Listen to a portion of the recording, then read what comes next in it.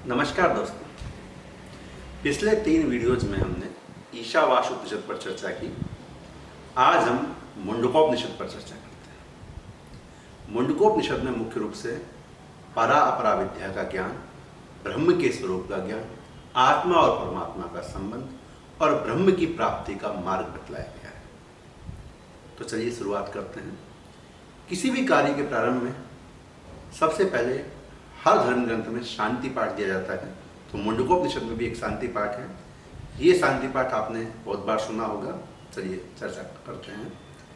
ओम स्वस्ति न इंद्रो वृद्धश्रवाः स्वस्ति न पूषा विश्ववेदाः स्वस्ति न तार्क्ष्यो अरिष्टनेमि स्वस्ति नो बृहस्पतिर्दधातु।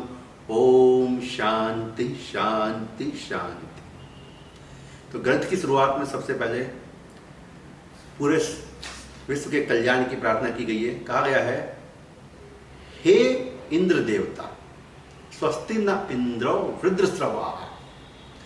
जो आप ऐसे इंद्र देवता जिनका यश सब कहीं फैला हुआ है, ऐसे इंद्र देवता हम सब का कल्याण करें।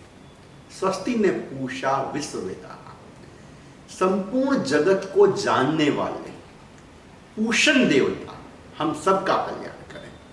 पूषण देवता ऋग्वेद के एक प्रमुख देवता हैं जो कि सूर्य से संबंधित हैं और ये लोगों का मार्ग प्रशस्त करते का कार्य करते हैं। तो स्वस्ति न पूषा विश्ववेदाः स्वस्ति न तार्क्ष्यो अरिष्टनेमि। तार्क्ष कहते हैं गरुड़ को। गरुड़ विष्णु के वाहन है और विष्णु के वे ऐसे वाहन है जिसमें कोई पहिया नहीं होता है, इसलिए जिनकी गति कभी नहीं रुकती। तो ऐसे अविचल गति वाले गरुड़ हम सबका कल्याण करें। स्वस्ति नो बृहस्पतिर्दधातु, और बुद्धि के स्वामी बृहस्पति हम सबका कल्याण करें। ओम शांति शांति शांति। हे परमात्मा, हम सबको आदि दैविक, आदि भौतिक और आध्यात्मिक संतापों से मुक्ति मिले और हम सबके समस्त संतापों की शांति हो। तो इस शांति पाठ के बाद मुंडकोपनिषद प्रारंभ होता है। मुंडकोपनिषद में 3 मुंडक हैं, यानी इसे 3 भागों में बांटा गया है। हर मुंडक में 2 खंड हैं, तो कुल मिलाकर के 6 खंड हैं। कुल मिलाकर के 60 मंत्र हैं। तो चलिए शुरुआत करते हैं। मुंडकोपनिषद के प्रारंभ में ये बताया गया है कि इस उपनिषद का सबसे पहले साक्षात्कार हुआ था महर्षि अथर्वा को। अथर्वा वही ऋषि हैं जिन्होंने अथर्ववेद की रचना की। ऐसा भारतीय परंपरा में माना जाता है कि जो वेद हैं और वैदिक ज्ञान है ये अपौरुष हैं, ये किसी व्यक्ति द्वारा नहीं लिए गए। खुद परमपिता परमात्मा ने जब किसी ऋषि ने उनका साक्षात्कार किया तो उन्हें यह ज्ञान प्रदान किया। तो मुंडकोपनिषद का ज्ञान सबसे पहले महर्षि अथर्वा को मिला, खुद परम ब्रह्म से, ऐसा माना जाता है। महर्षि अथर्वा ने यह ज्ञान महर्षि अंगी ऋषि को प्रदान किया। अंगी ऋषि भी महर्षि अथर्वा के अथर्ववेद को लिखने में सहायक थे। तो ये ज्ञान अथर्वा से अंगी को मिला। अंगी ऋषि ने यह ज्ञान भारद्वाज गोत्र के एक ब्राह्मण सत्यवाहा को प्रदान किया और फिर उसके बाद सत्यवाहा ने यह ज्ञान ऋषि अंगिरा को प्रदान किया। याद रहे, पहले वाले ऋषि अंगी थे और ये ऋषि अंगिरा हैं। तो ये ज्ञान ऋषि अंगिरा को मिल गया। ऋषि अंगिरा के बाद ये ज्ञान सौनक जी को मिला। सौनक जी का नाम आपने बहुत बार सुना होगा। हमारे हर धर्म ग्रंथ में कहीं ना कहीं ये चर्चा मिलती है कि नैमिषारण्य तीर्थ में सौनकादि ऋषि अपने 80,000 शिष्यों के साथ, तो वो एक चर्चा बहुत सारे ग्रंथों में, यहाँ पर भी है, मुंडकोपनिषद में भी। सही मायने में अगर आपको मेरा पहला वीडियो याद हो तो हमने वैदिक काल की चर्चा की थी। वैदिक काल में वैदिक आर्यों का प्रसार आजकल के पंजाब, सिंध, थोड़ा उत्तराखंड का एरिया, इस सब सिंध प्रदेश में था। और जो आज का यूपी वाला हिस्सा है उसमें मुख्यतः वन क्षेत्र था और वहीं पर एक वन्य था, अरण्य था, नैमिषारण्य। अरण्य कहते हैं जंगल को। तो नैमिषारण्य में ऋषि सौनक जी का गुरुकुल था। उस समय ये भारत का सबसे बड़ा गुरुकुल था जिसमें 80,000 लोग रहते थे। तो भारत के सबसे बड़े गुरुकुल के ऋषि थे ऋषि सौनक, जो इस गुरुकुल के अधिष्ठाता थे, इस गुरुकुल के सर्वेश्वर थे। और ऋषि सौनक की एक खास बात थी कि वो हर महान ऋषि को अपने गुरुकुल में बुलाते थे और उनको जो ज्ञान होता था वो ज्ञान वो उन ऋषि से अपने शिष्यों के साथ बैठ करके ग्रहण करते थे और फिर उस ज्ञान को वो पांडुलिपि में लिपिबद्ध करते थे और फिर पूरे देश में उसका प्रसार करते थे। इसलिए ऋषि शौनक का बहुत बड़ा योगदान है हमारे वैदिक ज्ञान के प्रचार प्रसार में, उसके संरक्षण में, क्योंकि इससे पहले हमारा वैदिक ज्ञान श्रुतियों के रूप में था और ऋषि शौनक ने इसे पूरे देश में फैलाया। तो मुंडकोपनिषद में भी यही होता है। महर्षि अंगिरा को जब ये ज्ञान मिल जाता है तो ऋषि शौनक उन्हें अपने नैमिषारण्य गुरुकुल में एक बार बुलाते हैं और वहां महर्षि अंगिरा ऋषि शौनक को उनके 80,000 लोगों के साथ ये ज्ञान प्रदान करते हैं और वही ज्ञान मुंडकोपनिषद है। तो महर्षि शौनक पूछते हैं, हे महान ऋषि अंगिरा, जो ज्ञान ब्रह्मा ने अथर्वा को दिया, अथर्वा ने अंगी ने सत्यवाह को और सत्यवाह से आपको प्राप्त हुआ और जिसके जान लेने से सब कुछ जान लिया जाता है, ऐसा ज्ञान आप कृपया मुझे और मेरे इन साथी ऋषियों को प्रदान करें ताकि इस जगत का कल्याण हो सके। ऋषि शौनक के इस आग्रह पर महर्षि अंगिरा उन्हें ज्ञान देते हैं। वो कहते हैं, अब मुंडकोपनिषद का ज्ञान प्रारंभ होता है कि इस जगत में 2 प्रकार की विद्याएं हैं, अपरा विद्या और परा विद्या। हमारे चारों वेद, ऋग्वेद, सामवेद, यजुर्वेद, अथर्ववेद और 6 वेदांग, वेदों को समझने के लिए 6 वेदांगों का विधान है। शिक्षा, कल्प, निरुक्त, व्याकरण, छंद और ज्योतिष। शिक्षा जहाँ जिसके अंदर वेदों का पद और उनको बोलने का तरीका समझाया जाता है। कल्प जिसमें यज्ञ की विधि का वर्णन होता है। निरुक्त जहाँ वेदों के शब्दों का अर्थ बताया गया है। छंद एक लयबद्ध तरीके से किसी भी पद्य को गाने का तरीका है। और ज्योतिष आप जानते हैं एस्ट्रोलॉजी, और व्याकरण यानी कि ग्रामर। और इन सब के ज्ञान प्राप्त करने से के बाद ही हम वेदों को पढ़ सकते हैं। तो ये जो चारों वेद हैं, ये जो 6 वेदांग हैं, इन सब में जो ज्ञान है वो अपरा विद्या है। लेकिन इस अपरा विद्या से ब्रह्म की प्राप्ति नहीं हो सकती। देखिए ये बात महत्वपूर्ण है। क्या कहा महर्षि अंगिरा ने कि आप चारों वेद भी पढ़ लेंगे, 6 वेदांग भी पढ़ लेंगे, तब भी आपको परब्रह्म की प्राप्ति नहीं होगी। परब्रह्म की प्राप्ति के लिए जो विद्या है वो है परा विद्या। परंतु परा विद्या तक पहुंचने के लिए अपरा विद्या का ज्ञान होना जरूरी है। पहले बेसिक ज्ञान प्राप्त करने के बाद ही हम उस ज्ञान तक पहुंच सकते हैं। तो परा विद्या वो है जिससे परब्रह्म का ज्ञान होता है। अपरा विद्या वो है जो सारा ज्ञान वेदों में और वेदांगों में निहित है। तो ये परा और अपरा का ज्ञान कराते हैं। महर्षि शौनक बताते हैं, ऐसे महर्षि अंगिरा शौनक जी को बताते हैं कि परमात्मा ने इस सृष्टि का निर्माण लगभग ऐसे किया है जैसे मकड़ी जाले का निर्माण करती है। जैसे मकड़ी अपना जाला बुनती है और जब चाहे जाले को खींच भी लेती है और खुद उस जाले में घूमती रहती है, लेकिन कभी जाले में फंसती नहीं है।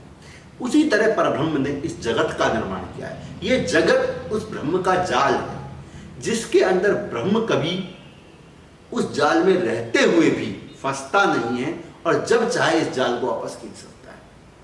तो ये पूरा जगत ब्रह्म का जाल है और वो ब्रह्म उस मकड़ी के समान है जिसने इस जाल को बुना है, जो इस जाल को जब चाहे खींच सकता है, जो इस जाल में रहते हुए भी कभी भी इस जाल में फंसता नहीं है।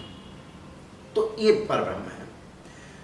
और परब्रह्म को जानने से पहले, लेकिन उस परा विद्या को जानने से पहले हमें अपरा विद्या को जानना होगा। तो महर्षि शौनक पूछते हैं, तो आप हमें उस अपरा विद्या का ज्ञान प्रदान करें। तो ऋषि अंगिरा महर्षि शौनक को बताते हैं कि वेदों में जो अग्निहोत्र का विधान किया गया है वह बहुत महत्वपूर्ण है। जो व्यक्ति अग्निहोत्र में पूरे विधि के साथ करता है उसे इस जगत में समस्त प्रकार के सुखों की प्राप्ति होती है। उसके समस्त प्रकार के रोग नष्ट हो जाते हैं। उसका यश दिनों दिन मिलता है। उसे समस्त प्रकार की रिद्धियां और सिद्धियां मिलती हैं। उसके शत्रुओं का नाश हो जाता है और संपूर्ण धन्य धन की प्राप्ति होती है। उसकी हर इच्छा पूरी हो जाती है। परंतु अग्निहोत्र नियम पूर्वक करना चाहिए। अग्निहोत्र के नियम क्या हैं? अग्निहोत्र के लिए ये जरूरी है कि यज्ञ की वेदी जो बनाई जाती है वो उत्तर दक्षिण दिशा के मध्य में बनाई जाए। यजमान जो अग्निहोत्र को करने वाला है उसका मुख पूर्व दिशा में हो और अग्नि की 7 लपटें, जब अग्नि अच्छे से प्रज्वलित हो जाए और उसकी अग्नि की 7 जिह्वाएं बताइए, काली, कराली इत्यादि, तो जब अग्नि पूरी तरह प्रज्वलित हो जाए तब यज्ञ में आहुति दी जाए। और अग्निहोत्र के साथ दास यज्ञ, पौर्णमास यज्ञ, आग्रहायण यज्ञ, अतिथि सत्कार और बलि वैष्णदेव कर्म किए जाएं। अब ये सब क्या है, थोड़ा एक एक दो लाइन में समझते हैं। दास यज्ञ होता है जो अमावस्या के लिए दिन किया जाता है। अमावस्या के दिन जो अग्निहोत्र किया जाता है उसे दास यज्ञ कहते हैं।